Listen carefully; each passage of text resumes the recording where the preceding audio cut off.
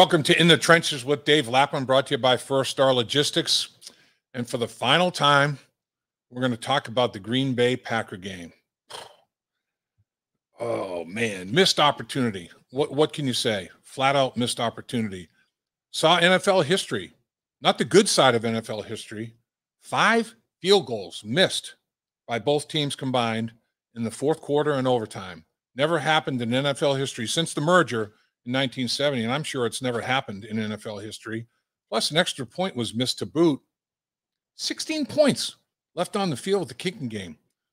And we talked about it. I've talked about it with players on radio, and I'm going to talk about it on this podcast a little bit. The thing that people don't realize is Crosby hit 27 in a row. For him to miss 3, and for McPherson to miss 2, the range that he has and the length and the accuracy, how straight he kicks the football, something was up. Mother Nature was up. On the field, didn't affect the passing game. The wind or gusts of wind weren't any kind of a factor. You get up into the higher elevations and you look at the flags on top of the stadium, the American flag, there was some gusts. And usually it blows from the northwest. This time, very, very rare, coming from the southwest. And it hits in the stadium and starts to swirl. It was causing the kickers problems. I mean, Evan McPherson hit that last field goal, that 49-yarder, and Kevin Huber told me the same thing on the radio show that I did. As the holder, he can feel the power of the kick. And he said McPherson struck it pure. McPherson felt the same way, and they both looked up, saw the thing going right down the middle of the goalpost. They both started celebrating. Kevin Huber said, I was in just like McPherson. I mean, we both were fooled. But once it got near the end zone, a gust of wind took it about 5 yards to the left, and it went just outside the upright and hit the flag on the top of the upright. That was blowing one way, and the flags up top were blowing another. So that's what you're dealing with the wind, with the swirling effect of the winds. So not making any excuses. I mean, they have to make adjustments, and the kickers missed 5. You're never going to see that again, hopefully. 5 missed field goals. But other than that, even though that happened, the Bengals still had opportunities to win the football game. Usually in a 3-point game, you look back and say, there are about 2 or 3 things that if this went the other way, the outcome's different. In this game, there's 20, not just the 5 kicks. There are 15 other things in this football game that if it had gone the other way would have determined the outcome of the game. I'm going to hit on a couple of things here. 3rd down, particularly 3rd and short.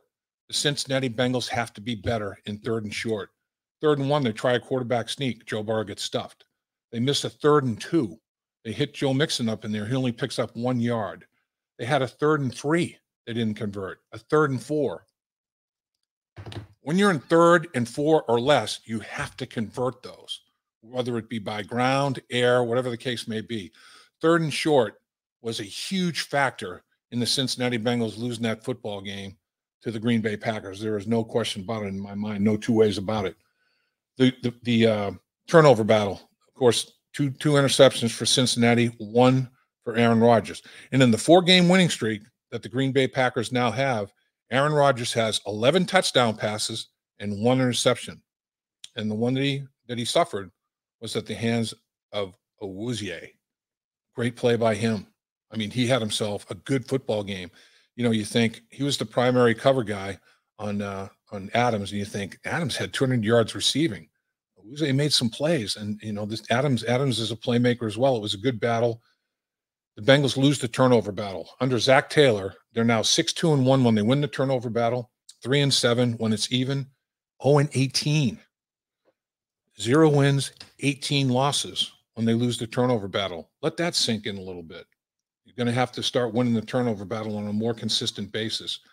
Another thing that struck me, 5 quarters of play, basically. 4 quarters of play and almost all the way through overtime.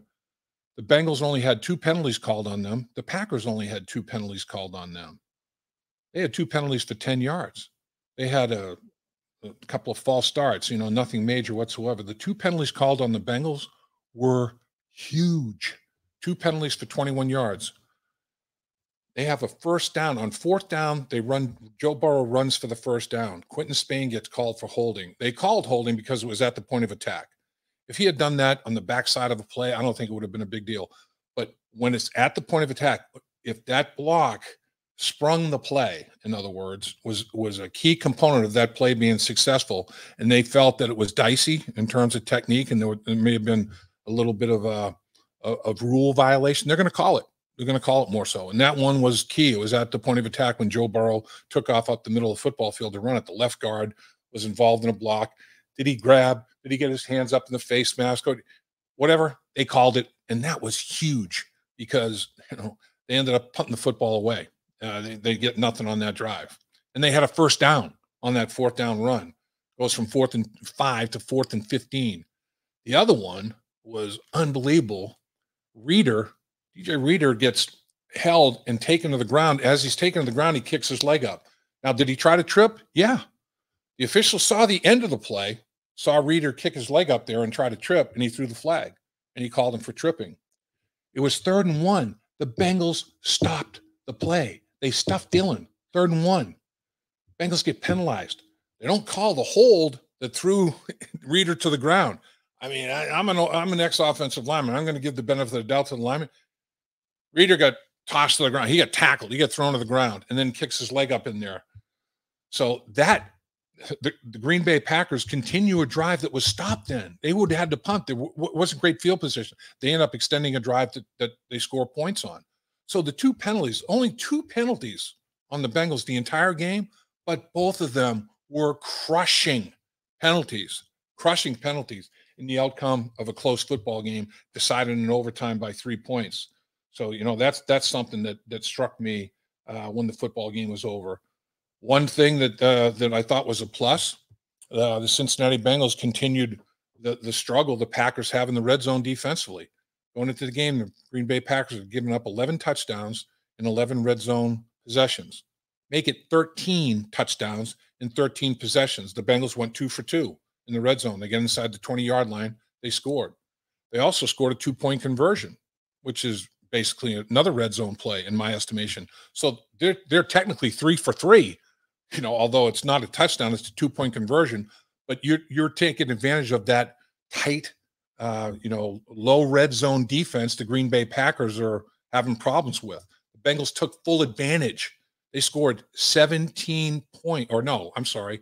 They scored 14 points in the red zone with that. 2 touchdowns, 6 points each, and the 2-point conversion.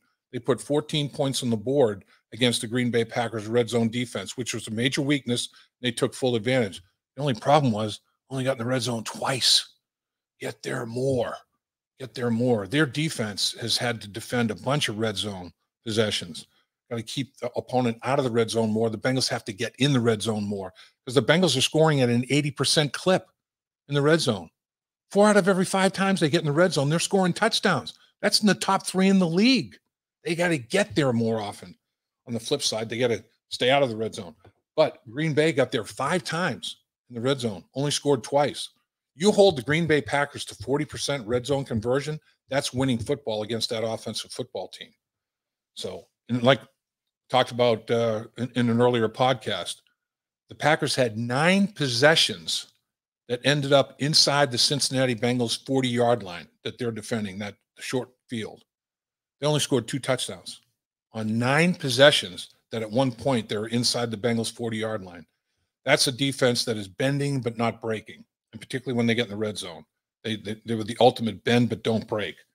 A lot of good things, happen during the course of this football game. You don't throw the baby out with the bathwater. You basically have to decide when you look at the tape, this is a positive. This is good. Let's build on this positive.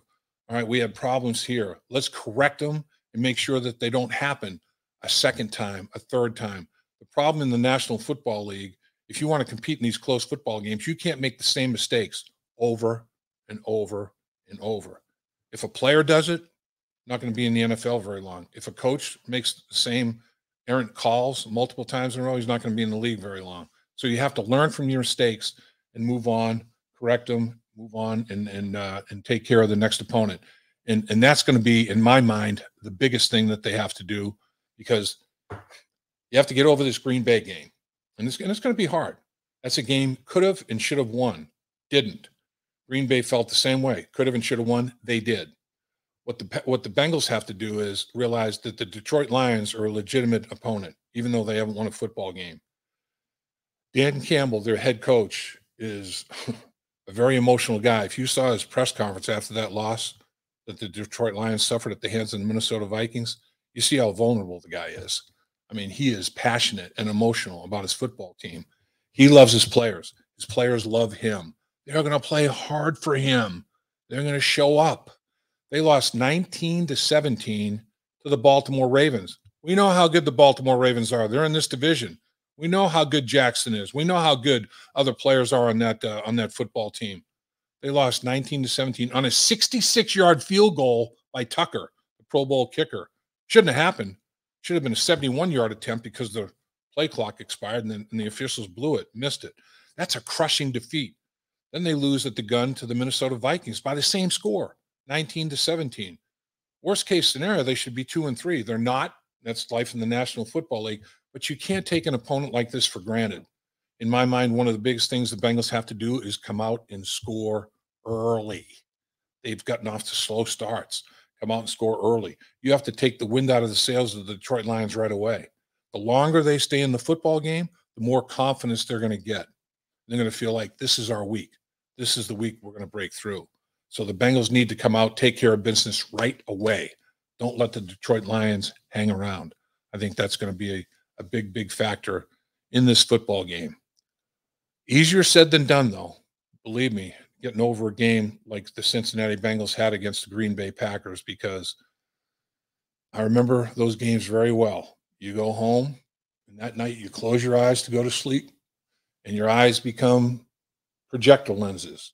And up on the ceiling, all you see are plays that you were involved in that, if I had just done that differently, we would have won the game. If I had just done this instead of that, we would have won the football game. Coaches don't get much sleep. Players don't get much sleep the night after a football game like that. But you go through that little mourning process for 24 hours, then you have to move on. And that's what's going to have to happen for the Cincinnati Bengals. That's going to be their big challenge. We'll see if they can pull it off. Don't sleep on the Detroit Lions. If you fall asleep on the Detroit Lions, you won't have good dreams. They'll be nightmares. Hi, Dave Lapham here. Have you heard about In the Trenches with Dave Lapham, presented by First Star Logistics? Catch new episodes from the world of sports and broadcasting. Search for In the Trenches with Dave Lapham on YouTube or wherever you get your podcasts.